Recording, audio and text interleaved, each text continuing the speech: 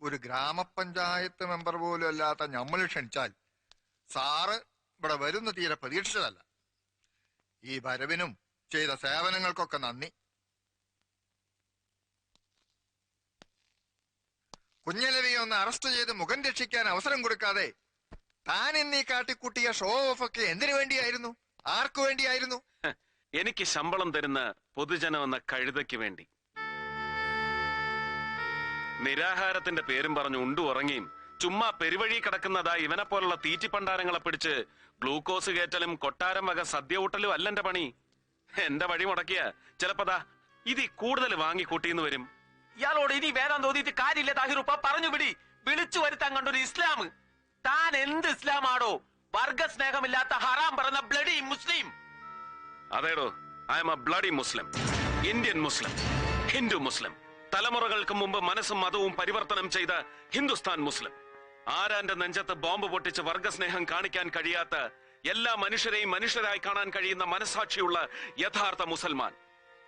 കുഞ്ഞലവി, യോഗത്തേക്ക് പോ.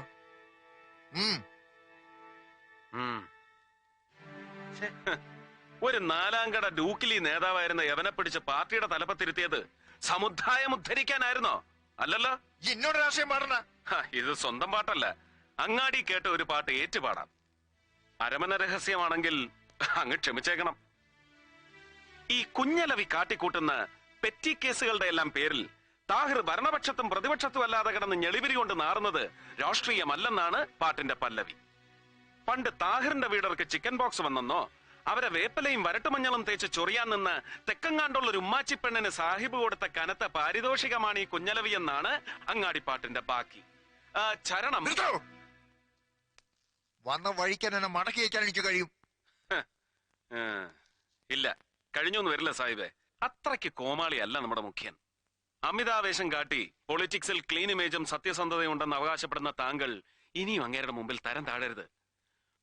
ഒരു പൊടിക്ക് ജാതി സ്പിരിറ്റ് എനിക്കും ഉണ്ടെന്ന് കൂട്ടിക്കോ. അല്ല, പല ജാതി ഇസ്ലാമുകളെ കണ്ടിട്ടുണ്ട്. ഇതെന്ത് ഇസ്ലാമാണ് റബ്ബേ?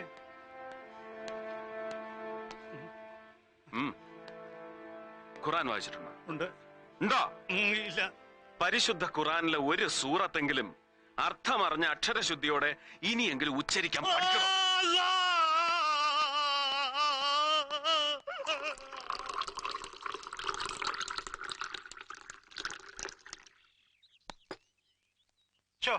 സാർ ഇത്ര നേരമായിട്ടും ആ മേട് മറന്നില്ല. ചുമ്മാ പോവാൻ പറയുന്നേ. ചൂടാറുന്നതിന് മുമ്പ് ഇതങ്ങോട്ട് കുടിച്ചേച്ചേ ഒന്ന് ഉഷാറായിക്ക്. എന്നാലും സാർ ഇത്രയും അങ്ങോട്ടൊരു പാവമായിപ്പോയല്ലോ എന്റെ സാറ്. രാവിലെ വന്ന വരവിന് എനിക്കിട്ടെന്ന് മേക്കിട്ട് കയറിയപ്പോ ഞാൻ വിചാരിച്ചു സാർ ഏതാണ്ട് വലിയ. ഞാൻ ഈ പറഞ്ഞു വരുന്ന എന്നാന്ന് വെച്ചാ, നമുക്ക് ഈ കാക്കിയും തൊപ്പിയും ഇട്ട് നല്ല കാലത്തോളം ഭൂമിയിൽ ഇരിക്കണേല് താഹിറേയും പിണക്കാനും ഒക്കെ ഇല്ല, ഷെട്ടിയും തൊടാനൊക്കെ ഇല്ല. പാമ്പിനെയും കീരിയെയും കൂടെ ഒറ്റ കൂട്ടിലിട്ട് വളർത്തുന്ന പോലെ ഒരു ടെക്നിക്കാ സാറേ അത്. വലിയ പാടൊന്നും ഇല്ലെന്നേ. നമ്മൾ ചുമ്മാ വഴവഴാന്നങ്ങ് നിന്നുകൊടുത്തേച്ചാ മതി. For you sir. ആരാ? ഏതോ ഒരു സ്ത്രീ. പീസായിരിക്കും, നല്ല കിളിമൊഴി. അല്ല, അതെ, വന്ന് കേറിയ ദിവസം തന്നെ ആകെ ചളകുളമായതുകൊണ്ട് മൂപ്പരങ്ങ് ചമ്പി നിൽക്കുക. ഞാൻ പിന്നെ ഓരോന്ന് പറഞ്ഞു പറഞ്ഞു പൊക്കിക്കൊണ്ടുവരുവാ. ആളൊരു തൊട്ടാവാടിയാ അല്ലയോ? നാളെ മറ്റന്നാളോ ഇവിടത്തെ സൗകര്യം എങ്ങനെയെന്ന് വെച്ചാ നമ്മുടെ വീട്ടുകാരത്ത് ഇങ്ങോട്ട് ഇറങ്ങാനിരിക്കുക. ആലീസേ. ഓ, വെൽക്കം. അതേന്നേ, കൊച്ചിന്റെ സ്കൂൾ അഡ്മിഷന്റെ കാര്യം ഇതുവരെ ഒന്നും ശരിയായി കാണത്തില്ലെന്ന് രാവിലെ അവളവിടെ പറയുന്ന കേട്ടു. വല്ലതും ആയായിരുന്നോ? ഒന്നും ആയിട്ടില്ല. ഇത്രയും ലേറ്റ് ആയതുകൊണ്ട് ഇനി നല്ല സ്കൂളിലൊന്നും നടക്കുമെന്ന് തോന്നില്ല. നടക്കാതെ പിന്നെ ആലീസ് നിരൂപിച്ച സെന്റ് ആന്റണീസിൽ തന്നെ നടക്കും. അതാ പ്രിൻസിപ്പൽ അച്ഛനും അവളും തമ്മിലുള്ള ഇരിപ്പ് വശം. Mister John Varghese. Yes sir. Get ready for an operation. Sir. എന്താ സാറേ, ആരായിരുന്നു ഫോണിൽ? അത് പറഞ്ഞില്ല. 5000 കേസ് വിസ്കിയുമായി ഷെട്ടിയുടെ ലോറികൾ വരുന്നു, വിതൗട്ട് എക്സൈസ് ഡ്യൂട്ടി. ഓ, അത്രേ ഉള്ളോ? വരുന്നത് ഷെട്ടിയാണെങ്കിൽ നമ്മൾ വിചാരിച്ച അയാൾ ഒരു കോപ്പം ചെയ്യാനൊക്കെ അല്ലേ സാർ? അവൻ പോവും. നമ്മളിപ്പോ അലച്ചു കെട്ടി അവന്റെ പുറകെ പോയാ തന്നെ പണ്ട് പഴയ മുഖ്യമന്ത്രിക്ക് ഞാൻ എസ്കാർട്ട് പോയതുപോലെ ഇരിക്കും. അറിയാൻ ഗുരുവായൂരും വെടിനീർന്ന കൊടുങ്ങല്ലൂരും ഞാൻ. കൊല്ലവും കൊടുങ്ങല്ലൂരും keep moving, come on fast.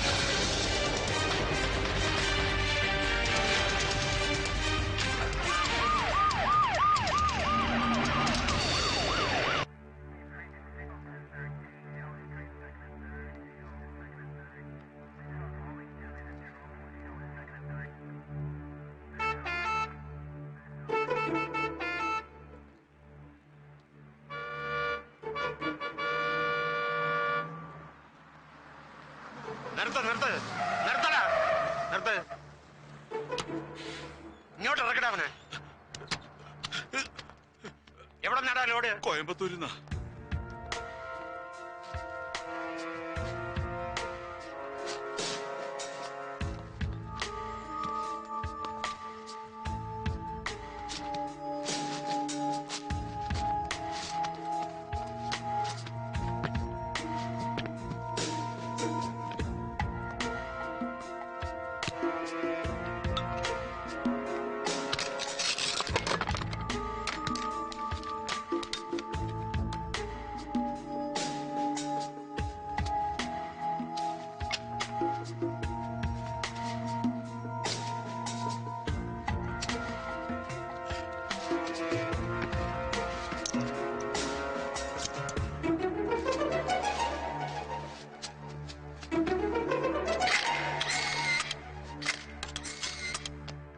റഹീം ഹാജിയുടെ കൊലക്കേസ് അന്വേഷിക്കാൻ വന്ന നിങ്ങൾ പരാതിക്കാരനായി പെരുവഴി കിടന്ന കുഞ്ഞലവയുടെ കൈ തല്ലിയൊടിച്ചു. എന്തൊക്കെയാടോ സൂപ്രണ്ടേ ഇത്? അത് പിന്നെ പോട്ടെന്ന് വെക്കാൻ സഹാവേ. അല്ല, അതും സീരിയസ് ആയിട്ട് തന്നെ എടുക്കണം. പക്ഷെ ചുമ്മാ ഒരു രസത്തിന് ലാത്തി ചാർജും കണ്ടു നിന്ന നമ്മുടെ കുട്ടി സഹാക്കന്മാരുടെ ചന്തിയും തലയും തല്ലി പൊളിക്കാന്ന് വെച്ചാ മനഃപൂർവ്വമല്ല സാർ, മോബ് വയലന്റ് ആയി. ചാർജ് ചെയ്യാൻ ഓർഡർ കൊടുത്താ പിന്നെ കൊടിയുടെ നിറം നോക്കി തെരഞ്ഞു പിടിച്ച് അടിക്കാൻ ഒക്കില്ല സാർ. അത് താൻ എന്നെ പഠിപ്പിക്കണ്ട. ഞാൻ ഒരുപാട് ലാത്തി ചാർജ് കണ്ടവനാ. അതെ, സാർ അടി കൊണ്ടിട്ടല്ലേ ഉള്ളൂ. അടി കൊടുക്കുന്നവന്റെ വികാരം കൂടി ഒന്ന് മനസ്സിലാക്കണം. കല്ലും കത്തിയും വടിവാളുമായി നിൽക്കുന്ന ആയിരങ്ങളുടെ ജനക്കൂട്ടത്തെ 5 ലാത്തി കൊണ്ട് നേരിടുന്ന പോലീസുകാരനെടുക്കുന്ന ലൈഫ് റിസ്ക് കുറഞ്ഞ പക്ഷം ഒരു ഹോം മിനിസ്റ്ററെങ്കിലും ഒന്ന് മനസ്സിലാക്കിയിരിക്കുന്നത് നല്ലതാ. ഒലക്കേടെ മൂട്. എങ്ങാണ്ടെന്നൊരു ഫോൺ വന്നെന്ന് പറഞ്ഞ് അന്ന് രാത്രി എന്നെ കാടിളക്കി കൊടയം കുരിശും എടുത്ത് ഓടിയിരിക്കുന്നു ഷെട്ടിയെ പിടിക്കാൻ. എന്നിട്ട് എന്തായി? എന്താണോ ഇത്? പൂരപ്പറമ്പിലെ കുടമാറ്റോ?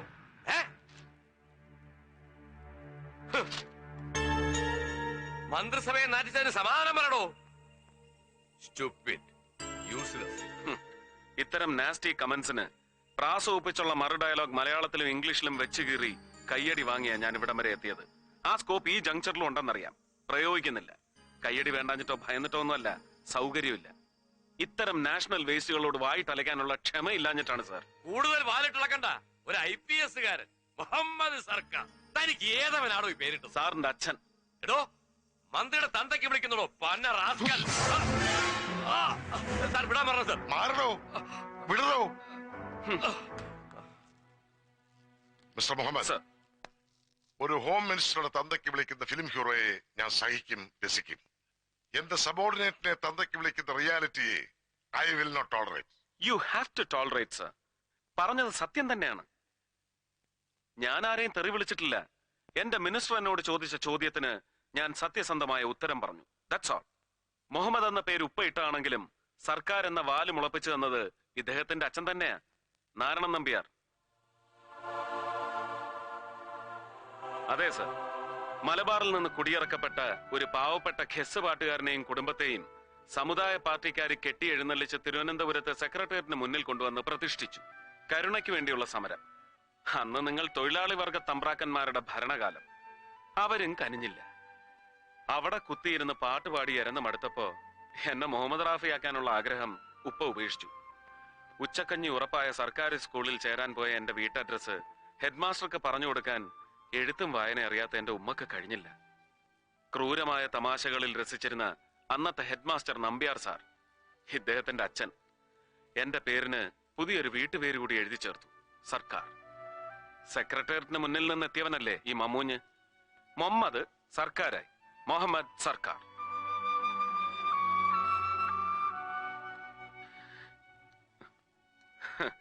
ആദ്യം ആ കോമഡി എനിക്ക് രസിച്ചില്ലെങ്കിലും പിന്നീട് ഈ പേരിനൊരു സ്റ്റൈലൊക്കെ ഉണ്ടെന്ന് മനസ്സിലായി. സംശയം തോന്നിയവന്മാരോടൊക്കെ ഞാൻ വെച്ച് കാച്ചി. അന്നദാതാവായ പൊന്നു തമ്പുരാനും തമ്പുരാൻ അന്നം കൊടുത്തിരുന്ന ബ്രിട്ടീഷ് സായിപ്പും ചേർന്ന് ചത്തുപോയ എന്റെ ഏതോ വീരശൂര ഉപ്പുപ്പാക്ക് കൊടുത്ത സ്ഥാനപ്പേരാണ് ഈ സർക്കാർ എന്നൊക്കെ.